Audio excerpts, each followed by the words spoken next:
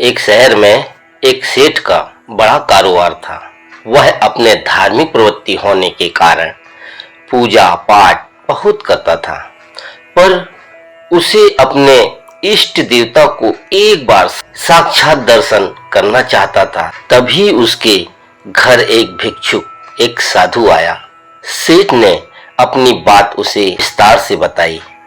उसने कहा, आप केदारनाथ, बद्रीनाथ, वैष्णो देवी जैसे बड़े तीर्थों में आपको ऐसी ही जगह पर आपके इष्ट, आपके भगवान के दर्शन होंगे, पर धन प्रॉपर्टी के लालच में रहोगे तो नहीं मिलेंगे।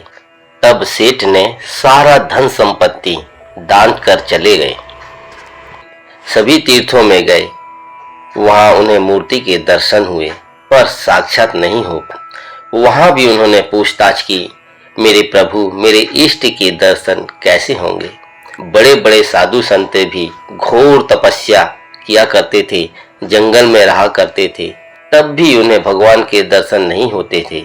वहीं पास में बैठा एक साधु उनकी बातें सुन लिया और उसने कहा कि आपको अगर दर्शन करना है तो भगवान एकांत में जंगल में तपस्या करने से मिल जाएंगे।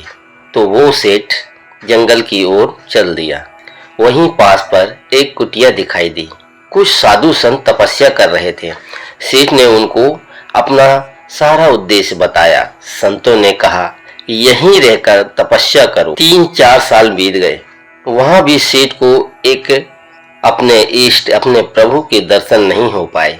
निराश होकर वो वहां से चल दिया। एक व्यक्ति की उस पथिक पर दृष्टि पड़ी।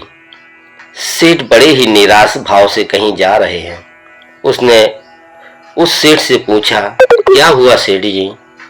सेठ जी ने उसे अपनी जिज्ञासा, अपनी पूरी कहानी बताई कि कैसे उन्हें भगवान पाने की बड़ी इच्छा और बड़ी लालसा है।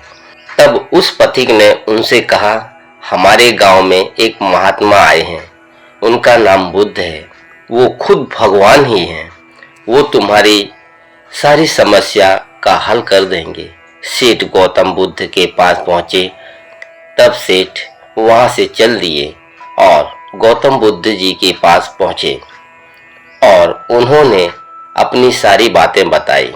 बुद्ध ने कहा, आप कल आना। तो सेठ वहां से हाथ जोड़कर प्रणाम करके चल दिए। दूसरे दिन फिर हाथ जोड़कर उनके पास पहुंचे। तभी बुद्ध कुछ ढूंढ रहे थे। ये देखकर सेठ ने उनसे पूछा, तो वो बोले, मेरी माला टूट गई है और इसके मोती बिखर गए हैं। मोती तो मिल गए हैं सारे, एक मोती कहीं खो गया है, क्या आप उसे ढूंढ सकते हो? सेठ ने कहा, जी बिल्कुल। और सेठ जी भी मोती ढूंढने लगे। ढूंढते ढूंढते घंटों गुजर गए, पर मोती कहीं नहीं मिला। सेठ जी परेशान होते रहे, पर उनको मोती नहीं मिला। तो वो महात्मा बुद्ध से बोले, हे महात्मन, आखिर आपका मोती गिरा कहाँ था? तब महात्मा बोले, घर के अंदर माला टूट गई थी। तो सेठ बोले कि अगर आपकी माला घर के अंदर टूटी थी तो आपको वहीं ढूंढना चाहिए, वहीं मिलेंगे। आपकी माला घर के अंदर टूटी है, सारे मोती वहीं मिले हैं, तो एक मोती बाहर कैसे जाएगा? और जहां माला टूटी है वहीं ढूंढेंगे तो ही मोती मिलेगा। अब जहां मोती नहीं है वहां हम पूरा जीवन भी लगा देंगे तो मोती कैसे मिलेगा? तब महात्मा बोले, यही बात मैं आपको समझाना चाहता हूँ।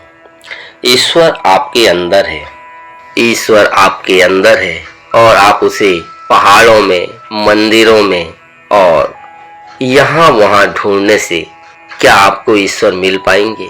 अरे भाई, ईश्वर आपके अंदर है।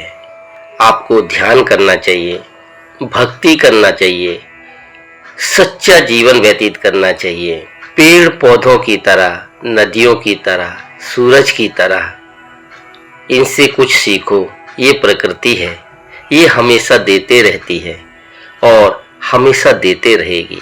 जिस दिन तुम उन्हें समझ पाओगे, जिस तरह पेड़ में पत्थर मारने पर भी वो मीठा फल देता है, वैसे ही तुम्हें भी लोग क्या बोलते हैं, क्या कहते हैं, या क्या करते हैं उनसे तुम्हें कोई सरोकार नहीं होना चाहिए।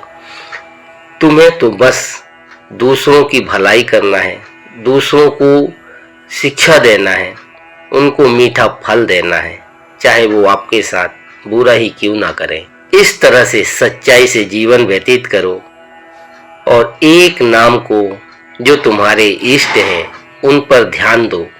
उसी नाम को बार बार जपते रहने से ईश्वर आपके समक्ष होंगे। एक न एक दिन आपको जरूर मिल जाएंगे। याद रखो, ईश्वर सबके अंदर है, कण कण में है, हर जगह है, हर वक्त है। आपको ईश्वर को तलाश करने कहीं बाहर नहीं जाना है, बस अपने अंदर ही झांको। जिस दिन अपने अंदर झांक लोगे और सबके लिए एक जैसे विचार हो जाएंगे, क्योंकि सब एक ही उसी ईश्वर की संतान है। आप उस पर ध्यान दें, आप अपने आप पर ध्यान दें, अपने अंदर उन्हें ढूंढने की कोशिश करें, क्योंकि हमारे पापों और जन्मों जन्मों के बुरे कर्मों के कारण वो हमारे अंदर ही कहीं खो गए हैं। उनको उठाओ, उनको जगाओ, उनको ढूंढो। जो भी करना है सब अपने अंदर ही करो, क्योंकि आपके अंदर ही ईश्वर विराजमान है।